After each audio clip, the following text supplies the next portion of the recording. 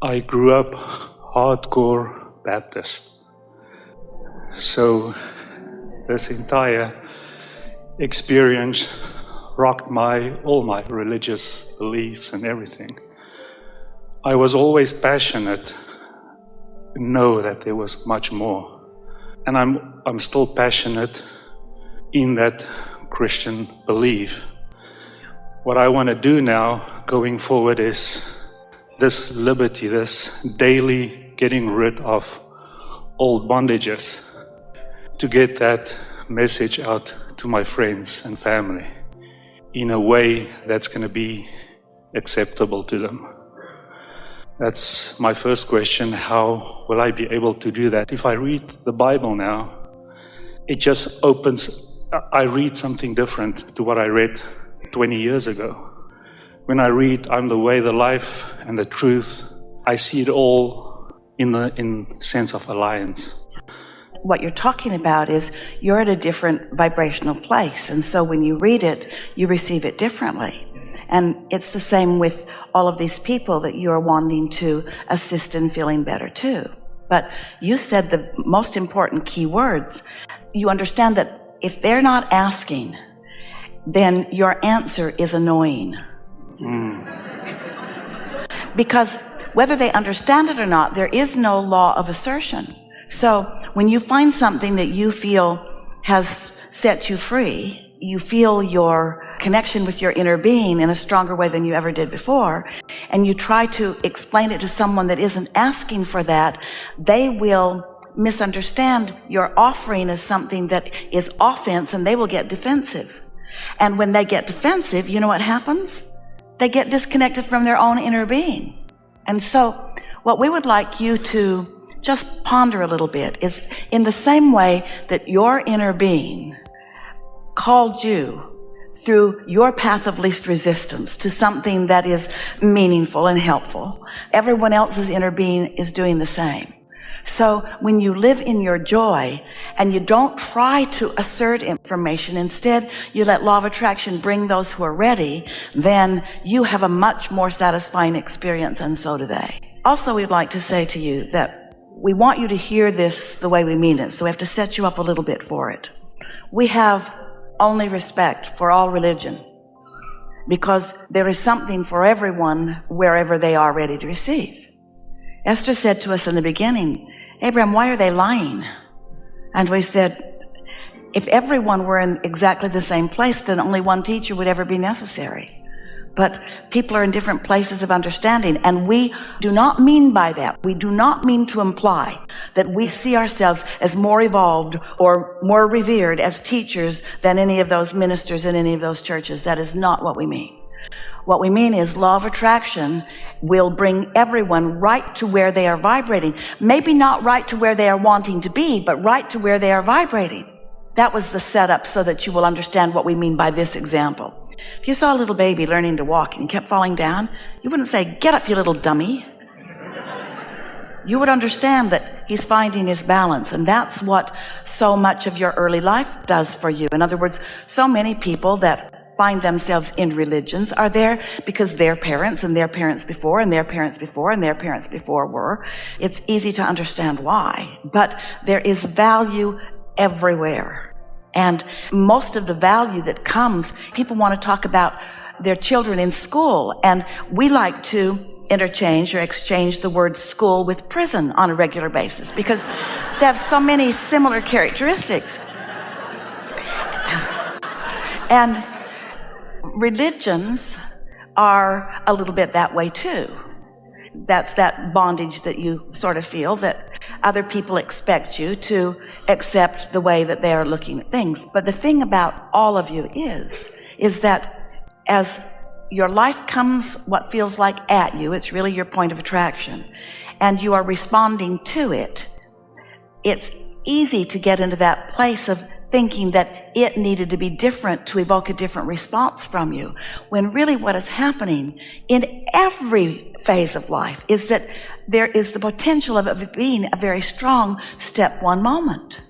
What humans misunderstand about what they call God, about what we call source, about what we call life, about what we call the universe, is humans, for the most part, especially those who are involved in religion and believe that they must stay right there. We don't want you to stay right here either. We want you to get out and do what you know to do. They, in a pretty regular basis, feel like they are under some obligation from before to be there. And this is the most important thing that they think that is a flawed premise. They think that God is perfect and complete, and that they are here as sinners and incomplete to prove their worthiness to something that has already got it all figured out. And instead, what is really going on is that humans are magnificent extensions of this source energy. And through their leading edge exposure to life, they're coming to new awarenesses and new desires, so that all of that, if you want to call it religion, must be moving forward. It's expanding. So even sacred texts, and there are so many that are regarded that on your planet, must be understood as still evolving. Why would anyone want to dig up some old text that was written for those who were living a very long time ago under very different conditions with very different contrasts that caused them to ask for very different things, and then try to make that the book by which they live their life, when every single one of them has an inner being within them who has moved forward every bit of expansion that they have experienced? Your inner being is standing there with the whole of who you have become, reveling in all that you are and calling you forward. And we also want to say to you, a lot of people meet up with that inner being when they are in church, because they go, they feel reverence, they feel respect, they feel common love for the people around them, they get tuned in, they sing, they revel in the good things of life, they reach for good feeling thoughts, and they often find alignment. And in that alignment, they find connection to their inner being. So we'll go this far with you. You can meet your inner being in church, but you don't have to go to church to meet your inner being.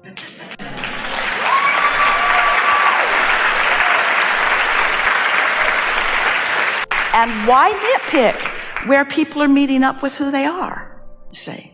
But we know what you're getting at to this extent. Sometimes people, in their fear, gather together in clusters and become obnoxious. And then they want to boss you around and tell you what you should do. They want to replace your guidance system with them, with their old stale texts, with their own old stuff. And that doesn't resonate with you either. But you can't just take a whole concept and say, all bad. Let's look at it this way. So, in the humaning thing that we're teasing you about, but we mean it really seriously. What humans want to do is they want to take all the manifestations, and by that we mean all the things that have turned from thoughts to things, all the furthest manifestations of life, which is what you've all come. This leading edge where thoughts turn to things is so delicious. It's what you all came for.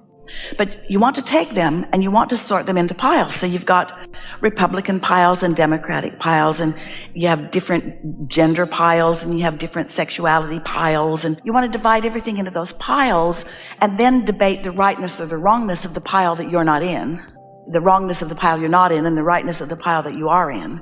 You can sort of see all those piles, can't you? You read about them in books, and people are always wanting to pull out their pile and announce it and pronounce it and call attention to it. So see all those piles, and now we want you to just sort of make two piles out of them, under the influence of Source and under the influence of something else, under the influence of who you really are, or under the influence of fear or something that's far from who you really are. And then we also want to call to your attention that every one of those piles, no matter what religious pile it is, or no matter what political pile it is, or no matter what pile it is, has some who are under the influence of their inner being and some who are not, right in there. Doesn't that make you feel pretty good about your humanity? Yeah. Yeah. That leads to the next question, last question. This feeling of liberty, being free from religion, made me aware of how stuck I am in my profession I am in now. Hold that thought for just a little bit, because there's a whole bunch we want to talk with you about, but we want to start in a different place. You said free from religion. A lot of people will say free from bondage. The only thing that you can ever be free from is your own resistance. Because who you really are is calling you forward, and when you're not going, you've got resistance, and then you don't feel free. And you can give every excuse in the world for it and call it all kinds of other things. But the only bondage is not moving in the direction of who most of you is, who's calling the rest of you forward. Did you hear that? And so, what were you saying? So, I know if you're out of alignment, the first thing that happens is fear sets in. I'm in a profession. You can be out of alignment and not feel fear. You just feel those stronger emotions. If it's something you really want and you're out of alignment, then you feel a stronger negative emotion. And eventually people end up with hypertension, anxiety, and all of those results because momentum takes them down into the bay. And I'm in a profession where I daily treat people with that. I'm a pharmacist, and I'm now so stuck because every day I know that's not what I want to do. The more I do it, the more I know I don't want to do it. But hear this. You also don't want to say, get up, you little dummy. I know. You also want to say, that's where they are, and that's their path of least resistance for right now. Don't you have to meet people where they are? But I want to think about myself. I want to get out of that profession. I so want to do what I want to do now. Yeah? And that is to lead them to liberty, show them about being in alignment. You know what? You can do both. You can stay right where you are and get yourself into alignment on a really regular basis. You see, as you make that statement, oh, it's powerful, and it's not the first time you've said it, and it's big, it's huge, it's in your vortex. And something that we want you to know, you've heard it from us before, but we must say it again, is that your inner being knows where you are in relationship to everything you want, and knows the path of least resistance to get you there. Knows your path of least resistance. Hear what that means. Your inner being knows all your limiting beliefs and all the thoughts that are in your way that are making it more difficult for you to get to where you want to go. But because your inner being knows where all of them are, your inner being can call you on your path of least resistance. Your inner being isn't saying, get rid of all the resistance and then we'll have a talk. And you don't want to say that to the people in your life either. Your inner being is saying, we know what you want, and we're calling you there. And it's a joyful journey as your thoughts turn to things. So don't make it the big deal that you're making it. Just enjoy your journey. Yes?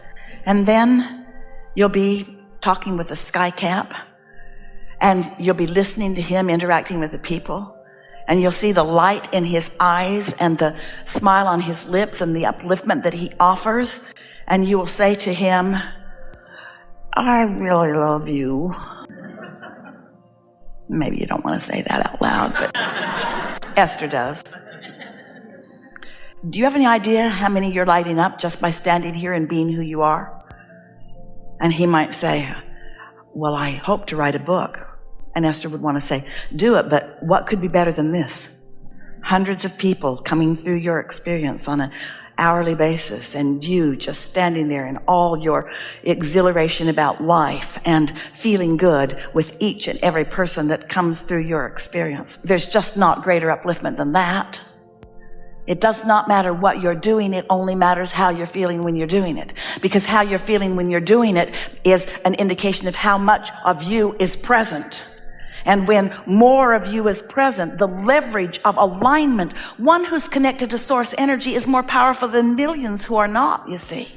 So it's not what you're doing or how you're going about it, it's how you feel whenever you're doing whatever it is that you're doing. And so in your vortex are a lot of things. You wanted something that was a good living. You wanted something that was reliable and dependable. You wanted something that would be helpful to people. You've got all those things. Now, just like every creation, once you've created something, you don't stop creating it. You continue to add more to it. So you're adding more nuances to what you want. And we're not suggesting that you should stay right there forevermore. But we're just saying you can't get to where you want to go by trying to get away from where you are. Because trying to leave one place puts you in resistance and won't let you go to another place. You have to love the best things about where you are, which opens the doors to even better.